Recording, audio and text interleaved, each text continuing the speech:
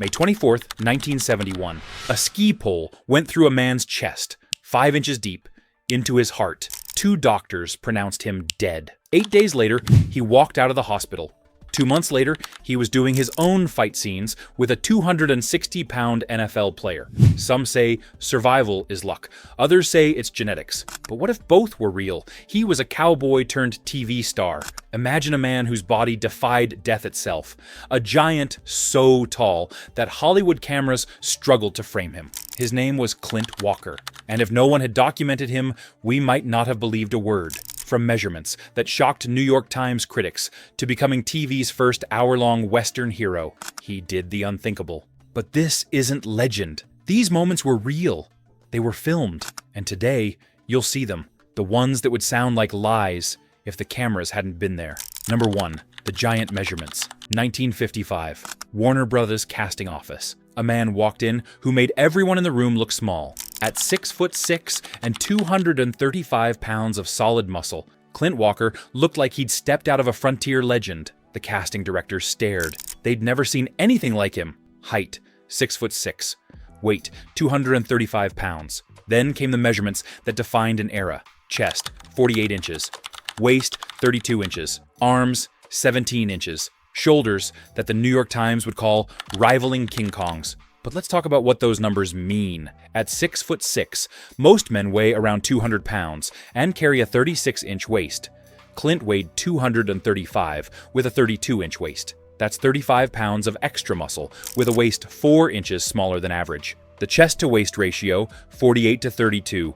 That's 1.5 to 1. Built without a single day in a commercial gym. Before protein supplements. Before modern training programs. Just manual labor and homemade concrete weights. And here's what makes it unbelievable. Vince Gironda, the legendary Iron Guru, who trained everyone from Arnold Schwarzenegger to Larry Scott, saw Clint Walker in person. This man had trained thousands of bodybuilders, champions, Mr. Olympia. And here's what Geronda wrote. A gentle giant. At 6 feet, 6.5 inches tall, he is the most physically impressive man I have ever seen. What a natural body. The most physically impressive, ever. From a man who'd seen them all. Howard Thompson of the New York Times saw him on screen in 1958 and wrote that Walker was the biggest, finest-looking Western hero ever to sag a horse, with a pair of shoulders rivaling King Kong's. An eyewitness at a Portland gun show in the 1990s, decades after Walker's prime, described standing next to him. He dwarfed me. Not just in height. I am 6'3", but his chest was at least 5 inches wider than mine, and it was at least 5 inches deeper. I felt like a child. Vince Gironda's gym records document Walker's measurements. The New York Times archives preserve the contemporary descriptions. Multiple independent eyewitnesses spanning decades confirm the same thing. This wasn't camera tricks. This wasn't Hollywood magic. The evidence exists. The measurements are real. Number 2. TV's first hour-long hero. September 20th, 1955. ABC television. The premiere of Cheyenne. And television would never be the same. This wasn't just another Western. This was the first hour-long Western in television history. The first hour-long drama series to last multiple seasons. And Clint Walker was the man carrying it. 107 episodes over 7 seasons, from 1955 to 1963. Every week, millions of Americans watched this giant walk across their TV screens. By 1957, Cheyenne became the #1 program in markets, with all 3 network affiliates, ABC's second highest rated series in 1957 to 58. The show that built the network's ratings ascent in the mid-1950s. The Television Academy archives documented it. Cheyenne emerged as the program's breakout hit and helped to fuel ABC's ratings ascent during the mid-1950s. On June 25, 1960, Clint Walker received his star on the Hollywood Walk of Fame, 1505 Vine Street, during the show's run, not decades later as a legacy honor, right in the middle of proving he was television royalty. Think about what that means. Before Cheyenne, hour-long TV dramas didn't exist as a sustainable format. Networks thought audiences wouldn't commit. Walker and Cheyenne proved them wrong, created the entire format that Gunsmoke, Bonanza, and every other hour-long Western would follow. Without Cheyenne, there is no modern television drama, no hour-long format, no template for what became the dominant form of TV storytelling. The ratings are documented. The Television Academy confirms it. The Hollywood Walk of Fame star proves it. ABC's own archives verify it. He didn't just star in a Western, he built the foundation of modern television. The records exist. The format remembers him. Number 3, Blood on the Barroom Floor. Warner Brothers Soundstage, 1950s. Another fight scene for Cheyenne, and Clint Walker was about to lose blood again. There were very few Cheyennes I did where I didn't have fight scenes. Walker told the Archive of American Television in 2012, "Almost every show I made, I'd lose a little blood somewhere along the line." He did his own stunts, the fist fights, the falls, the barroom brawls where chairs and bottles made of rock candy still cut you when they shattered, the quick draw scenes where he gashed his wrist on a gun hammer. When you're doing that kind of stuff, those barroom scenes, you're hitting each other over the head with chairs and bottles made out of rock candy. You could still get cut on it, splinters from the barroom floors, bloody noses, cuts and bruises that weren't makeup, real injuries that came from real stunts, and the horses. When Walker told the crew he wasn't an experienced rider, their response is documented. They said, "You'll either be a good rider or a dead one," and they laughed. So he learned, on camera,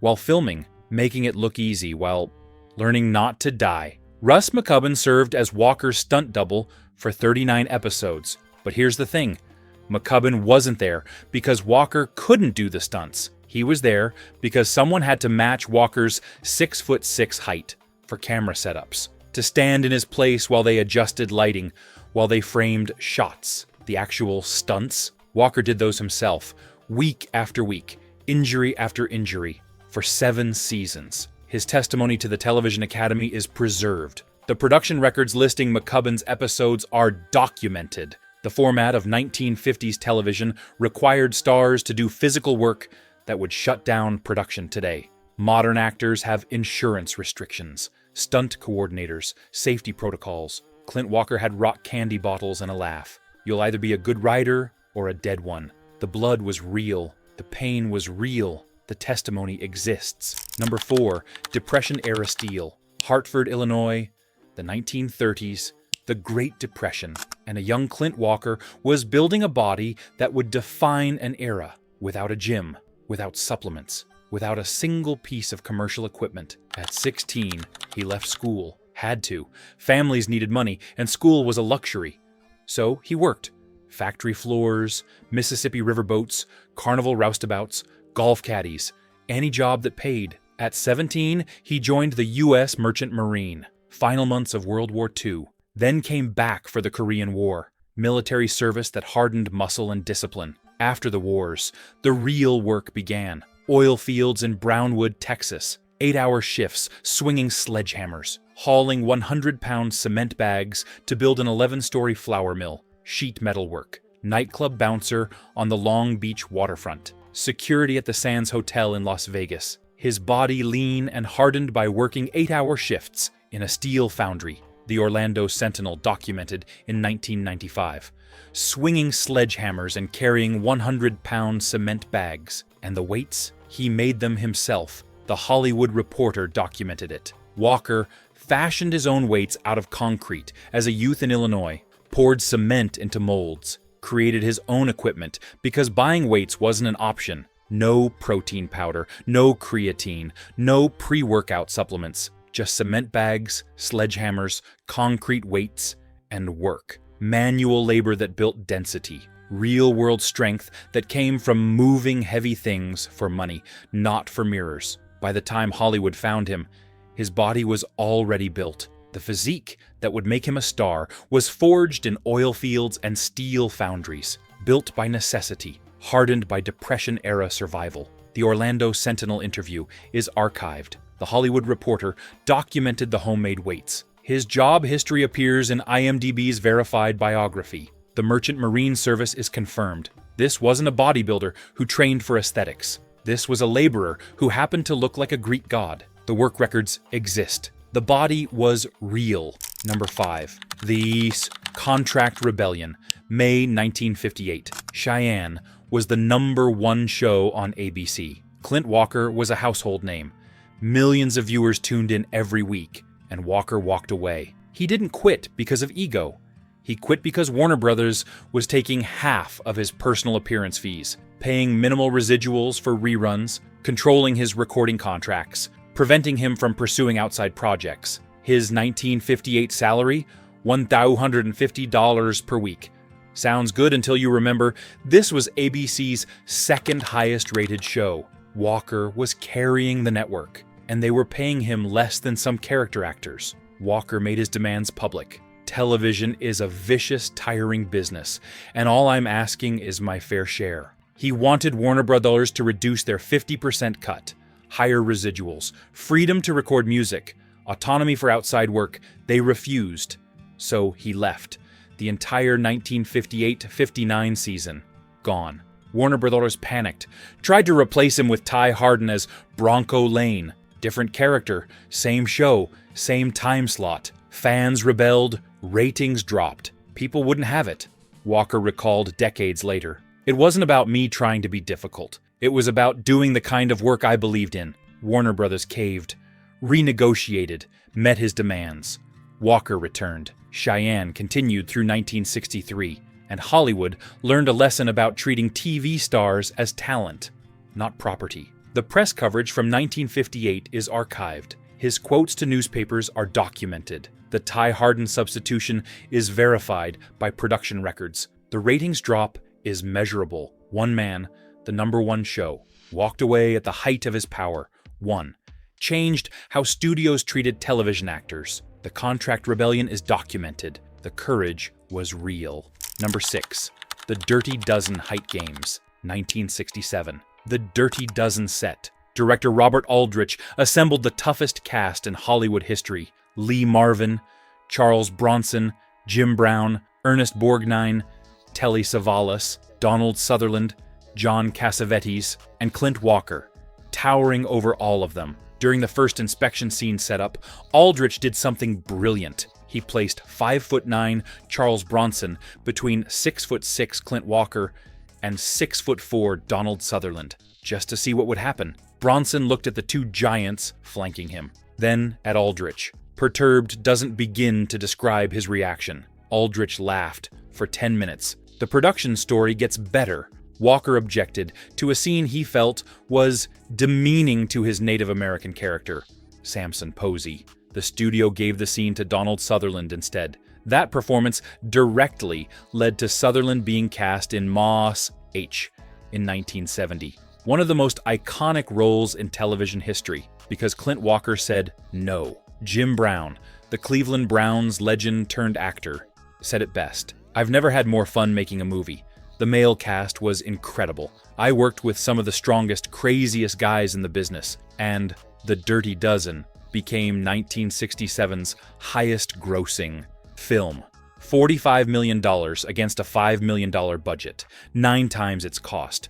One of the most successful war films ever made. The height prank is documented in production notes. The scene reassignment is verified by IMDb trivia. Jim Brown's quote appears in multiple interviews. The box office numbers are official studio records. Walker stood among Hollywood's toughest, literally towered over them, changed film history by refusing a single scene. The production records exist. The photographs prove it. 7, Vince Gironda's Natural Giant, Hollywood, California. Vince Gironda's gym. The Iron Guru trained champions. Mr. Americas, Mr. Universes, Arnold Schwarzenegger, Larry Scott, Lou Ferrigno, and Clint Walker. Geronda documented Walker's training program. 3 times per week. Simple, effective, natural. Week 1, front lateral raises, 3 sets of 8. Chest dips, 3 sets of 8. Front lat pull-downs, 3 sets of 8. Triceps rope pull-downs, 3 sets of 8. Barbell curls, 3 sets of 8. Hack squats, 3 sets of 8. Seated calf raises, 3 sets of 8. Frog sit-ups, 3 sets of 8. Then Geronda's famous progression. Month 2, 5 sets of 5. Month 3, 6 sets of 6. Month 4, the legendary 8 sets of 8 that broke even advanced lifters. And Geronda's assessment of Walker documented in his gym records. What a natural body coming from a man who'd seen thousands of physiques, who trained men who used every advantage available, who knew the difference between natural and enhanced. He called Walker's body natural, and the most physically impressive he'd ever seen. Modern fitness analysts cite Walker as an example of what a gifted natty could look like. Natural bodybuilding forums point to him as proof of what's achievable without drugs. His measurements appear in databases as the gold standard of natural development. The training program is archived on Vince Gironda tribute sites. The gym records exist. The natural body is documented. Multiple independent sources spanning decades confirm the same training approach. He didn't need steroids, didn't need growth hormone, didn't need anything but concrete weights, manual labor, and Geronda's program. The records prove it. The results were real. Number 8. The Deil audition, 1956. Cecil B. DeMille casting call for The 10 Commandments, the biggest biblical epic of the decade, and Clint Walker was late. He was driving to the audition when he saw a woman stranded on the roadside, flat tire, rush hour traffic, no help coming. Walker pulled over, changed her tire, got his hands dirty, made sure she was safe, then rushed to the audition. DeMille was furious. "You're late, Mr. Walker." Walker apologized, explained about the stranded woman, the flat tire, helping someone in need. DeMille stared at him, then smiled. "That woman was my secretary. I sent her there to test you." Walker got the role. Captain of the Sardinian Guards. Not a huge part, but in a Cecil B. DeMille epic. Every frame mattered, and that appearance caught Warner Bros' attention, led directly to his Cheyenne casting. One act of kindness, one flat tire, changed television history. The story appears in multiple Walker interviews spanning decades. The casting for The 10 Commandments is documented. His role as captain of the Sardinian Guards is verified in the film's credits. The timeline from the film's release to Cheyenne's premiere is confirmed. Without that tire change, no audition. Without that audition, no DeMille film. Without that film, no Warner Brothers notice. Without Warner Brothers, no Cheyenne, no first hour-long Western, no template for modern TV drama. One moment of decency changed everything. The story is documented. The kindness was real. Number 9. The Ski Pole Through the Heart, May 24th, 1971, Mammoth Mountain, California. Clint Walker was skiing. He fell, and a ski pole went through his chest. Not a scratch, not a bruise. The pole pierced 5 inches through his breastbone, into his heart. Another skier found him, called for help. Ski patrol rushed him down the mountain, ambulance to the hospital, and by the time they got him on the table, he was dying. Cyanocid, medical term for turning blue from oxygen deprivation. No recordable pulse, no blood pressure, nothing. 2 doctors examined him, pronounced him dead. They wheeled his body to the hospital basement. Standard procedure: move the deceased, make room for the living, prepare for the morgue. But a 3rd doctor, a visiting heart specialist, happened to be in the basement, saw the body. Something made him check, and he detected faint signs of life, barely detectable. But there! They rushed Walker to emergency surgery. Dr. Abraham Kotler opened his chest, saw the damage. The ski pole had pierced the descending aorta, the main artery carrying blood from the heart. Walker should have bled out in minutes, but his body was so muscular, so dense, that the muscles had compressed around the wound, created a natural tourniquet, slowed the bleeding just enough for him to survive the trip down the mountain. 8 days later, May 31st, 1971, Clint Walker walked out of the hospital, walking, talking, no wheelchair, no assistance. Dr. Kotler told him, "You're a medical mystery. Even if you survived, you should be a mental vegetable, but you aren't." 2 months later, Walker was back at work, filming Pancho Villa with Telly Savalas, doing his own fight scenes. Then Hard Case with 260-pound former NFL star Alex Karras, physical roles that would challenge a healthy man. "Being in good physical condition saved my life," Walker told UPI's Vernon Scott in February 1972. "The doctors told me if my muscle tissue hadn't been in such great shape, I wouldn't have made it through the operation." Walker's own account appeared in Guideposts magazine, November 1971. The UPI interview with Vernon Scott is archived, and dated February 10th, 1972. Dr. Kotler's quotes are documented. The hospital records exist. The dates are verified. A man pronounced dead.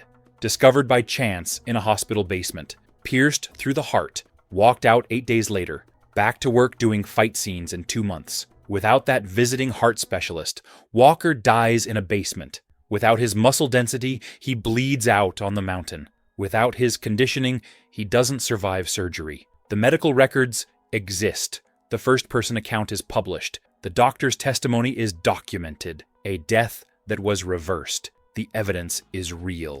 Number 10, 90 years tall. May 21st, 2018. Clint Walker died at age 90, at home, surrounded by family. Peacefully. For a man of 6'6", living to 90 is extraordinary. Extreme height correlates with shorter lifespans. Cardiovascular strain, joint stress. The body working harder just to function. Walker lived decades longer than average for men his size, and he maintained his physique into his 80s. Continued weight training twice weekly. Ate organic foods. Followed a pesci-politarian diet. Chicken and salmon.